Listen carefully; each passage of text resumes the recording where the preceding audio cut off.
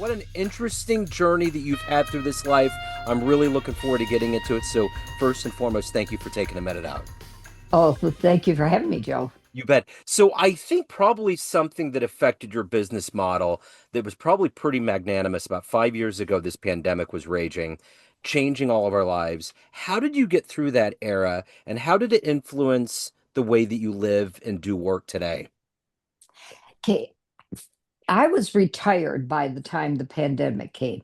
Okay. I'd retired about 7 years ago, and then Jennifer Aniston called me and got me out of retirement for a film, and so that, and I was living in Austin at the time. I came from LA because I was at a point in my career that it didn't matter where I lived; they just sent me whatever actor or actress asked for me.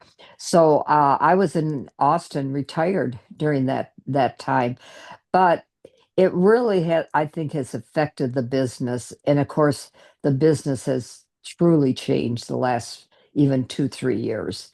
They're just not making the movies like they used to, or especially in LA.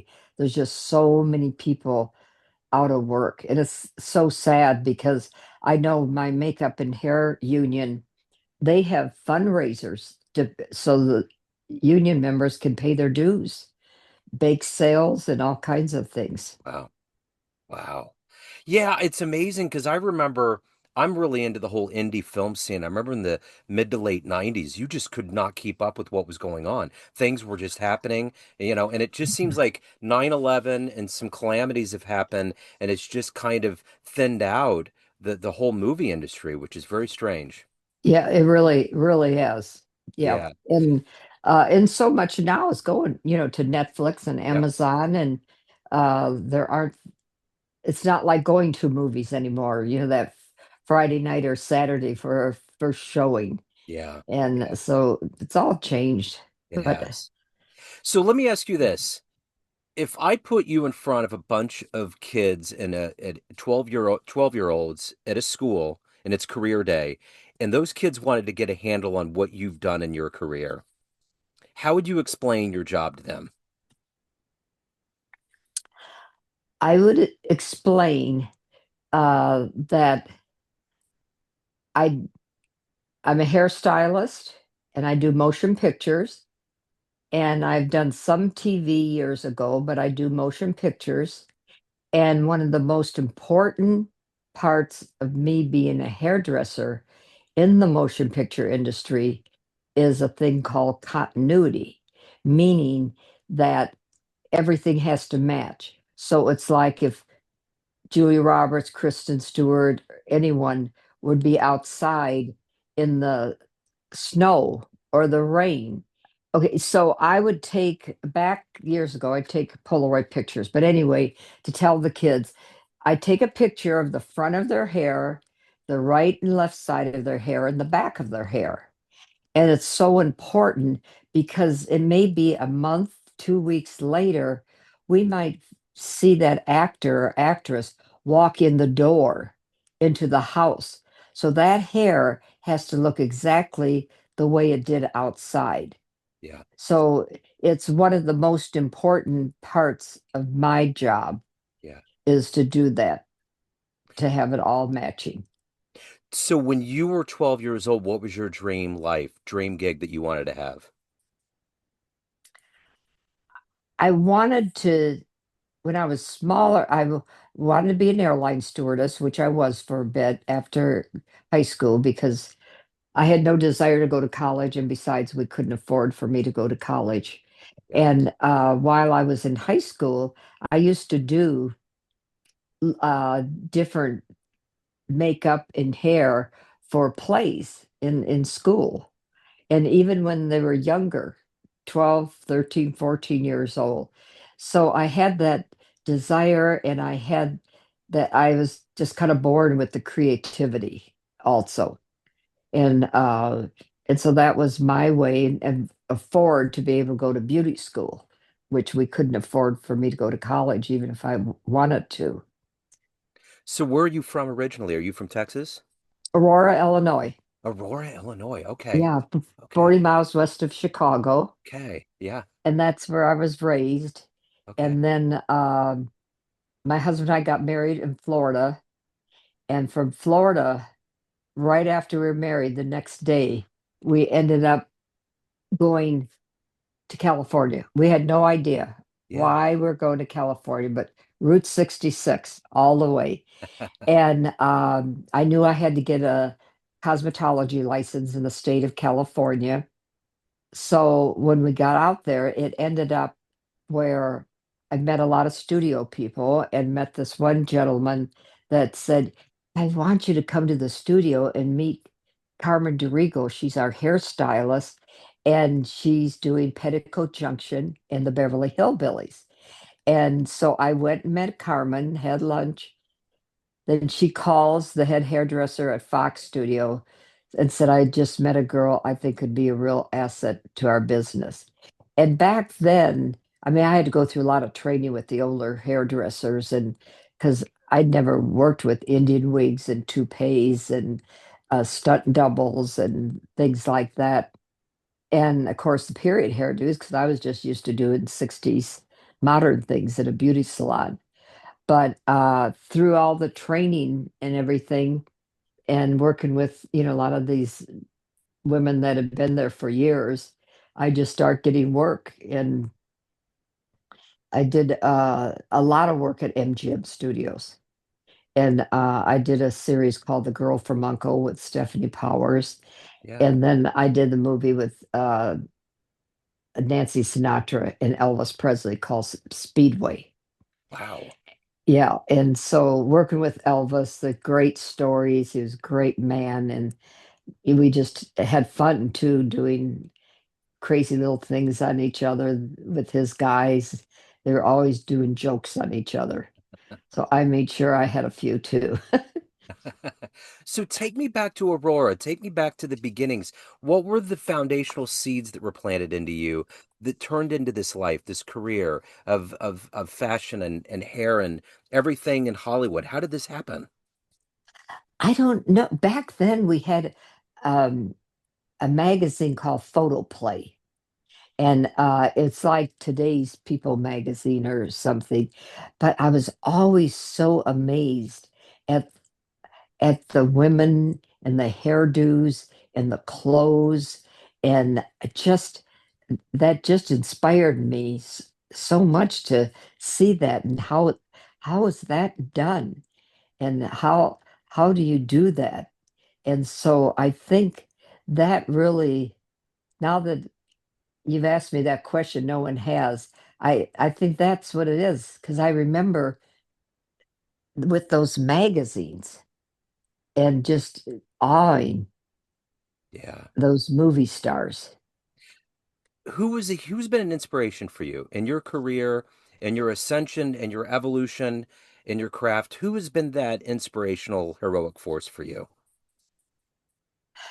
I think the woman that started me, Carmen DeRigo, Yeah. I think because all the talks we had, and I didn't actually work with Carmen, and but we became very close, and it was the person I could call up on the phone and say, "Oh my gosh, I'm working on Hello Dolly tomorrow with all those extras and that period look and whatever." So, she really helped me through so much of it.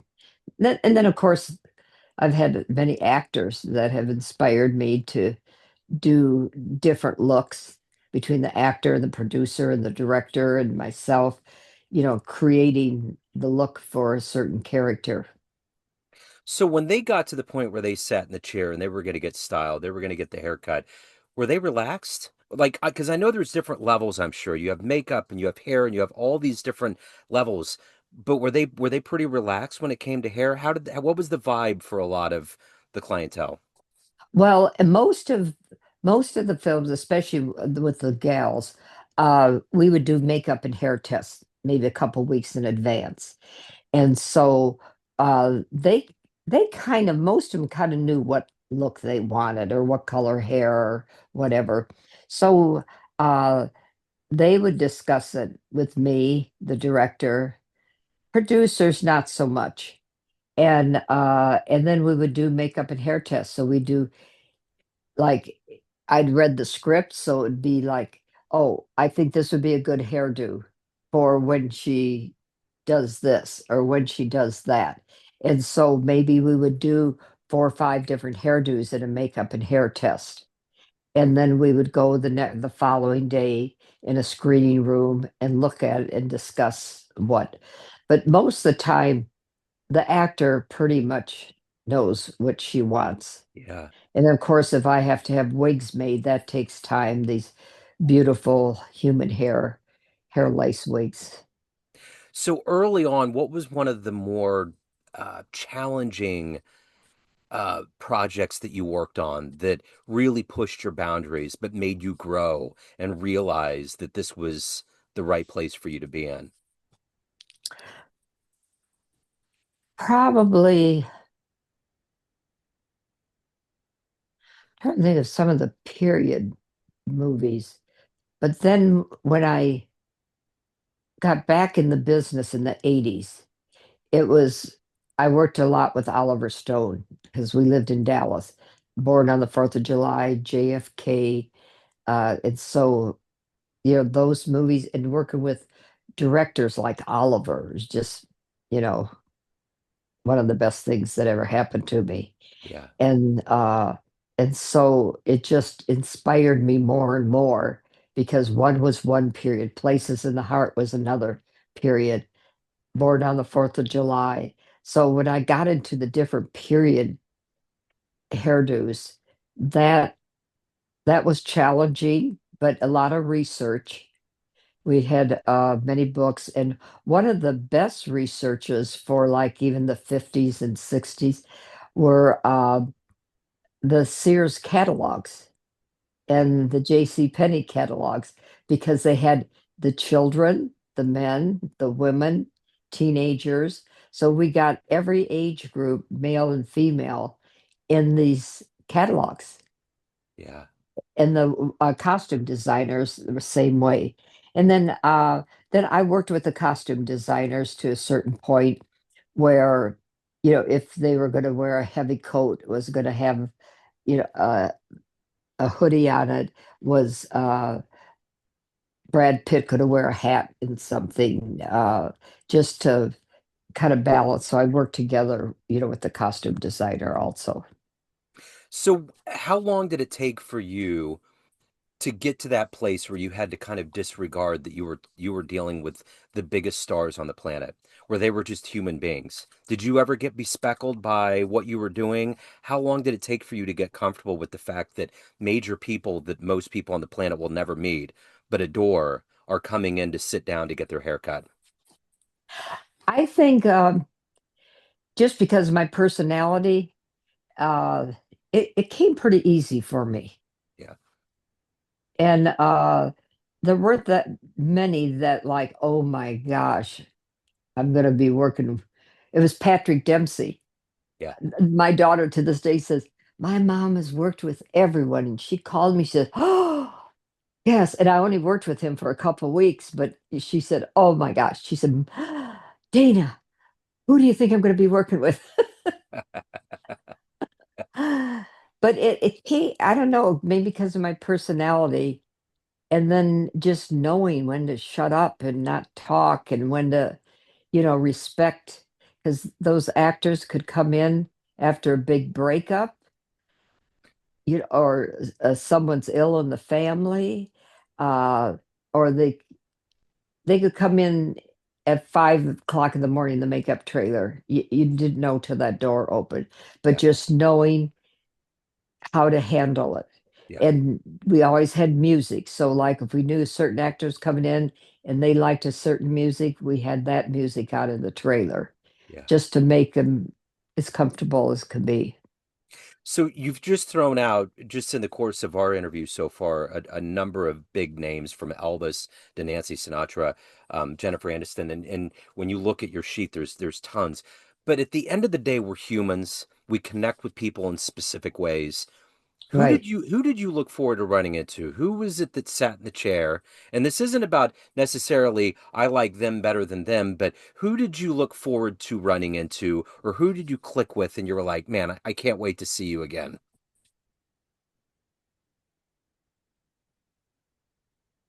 Well, I think Al Pacino is just so brilliant. I mean, he was one person I really enjoyed going to the set and watching him act. It wasn't like, oh, now we got everyone done. We're going to the set. Now we got to wait 6 hours till dinner or whatever. But to watch him was just incredible.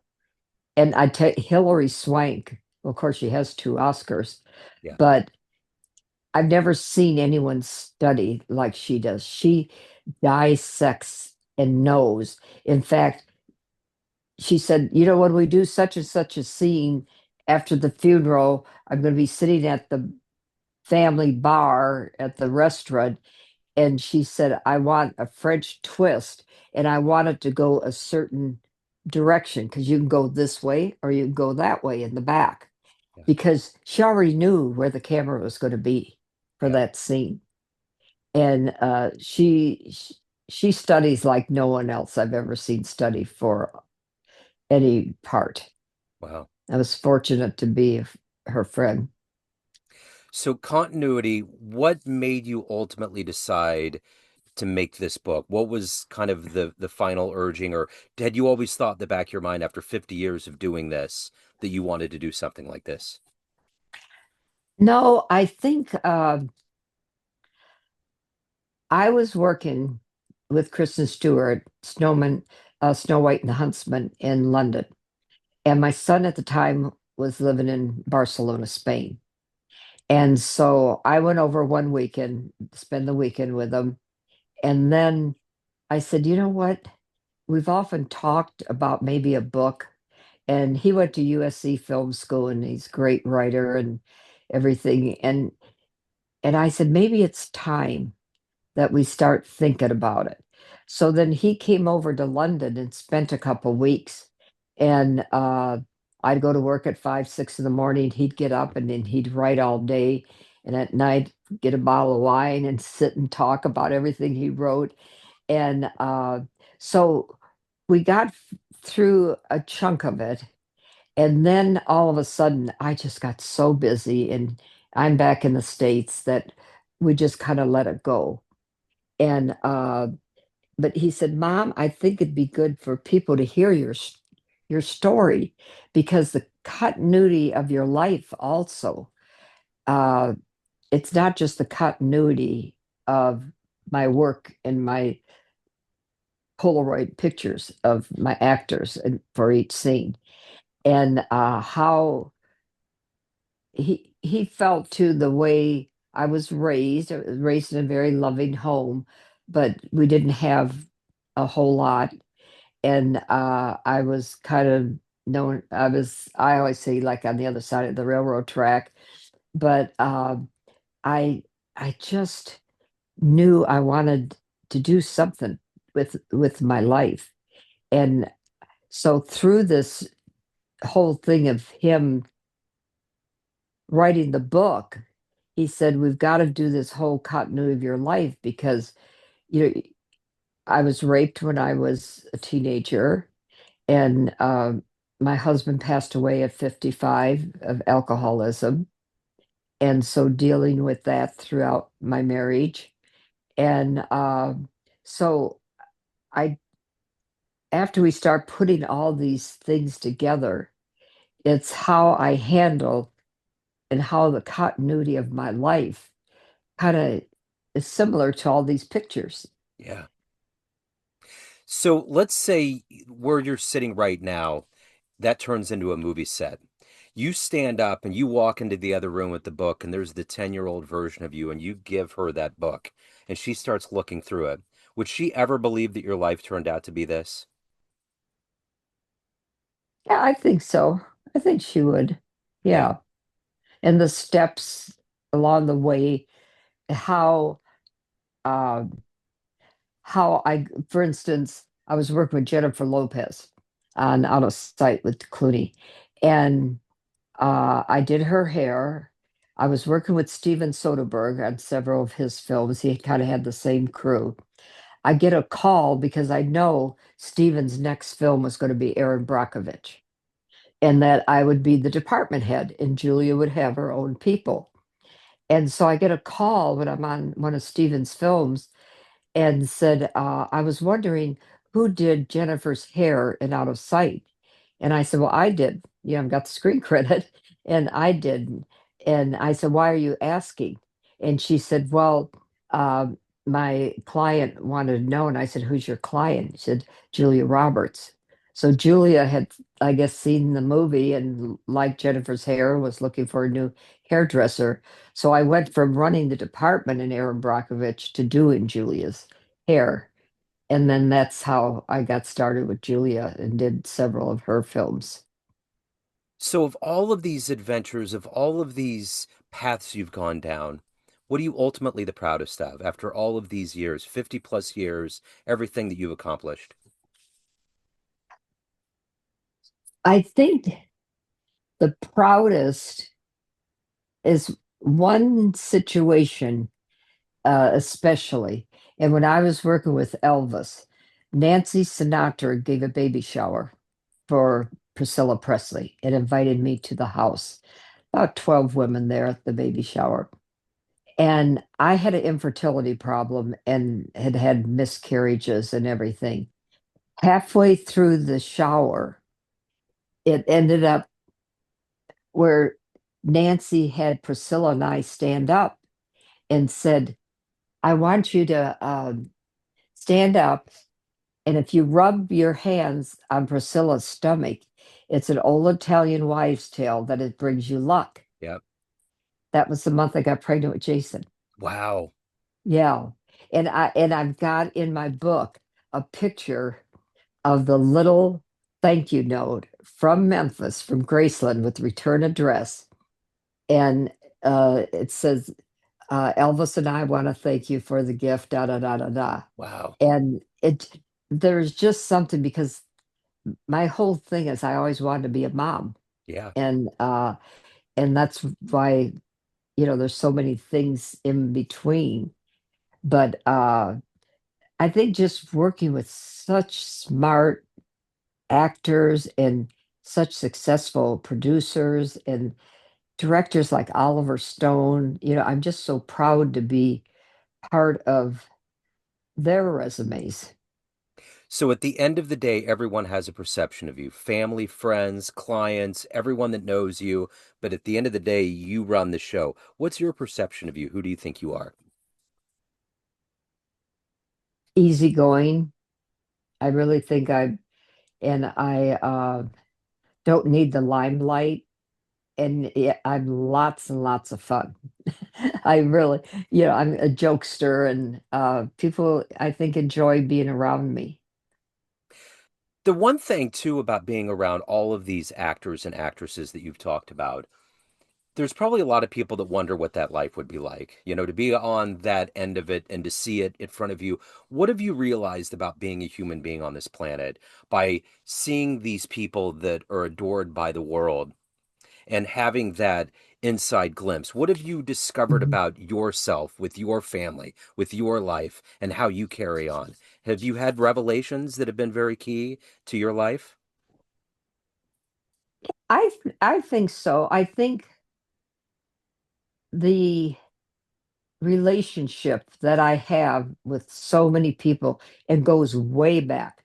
I mean, my high school best friend, she and I was going on almost 70 years, are still close friends, and we talk on the phone and whatever. And I think the relationships mean so much to me, Yeah. of those friends, the newer friends, the traveling, and that I feel, I've had a fabulous career and I've been around a zillion famous people, but yet I'm just one of the girls.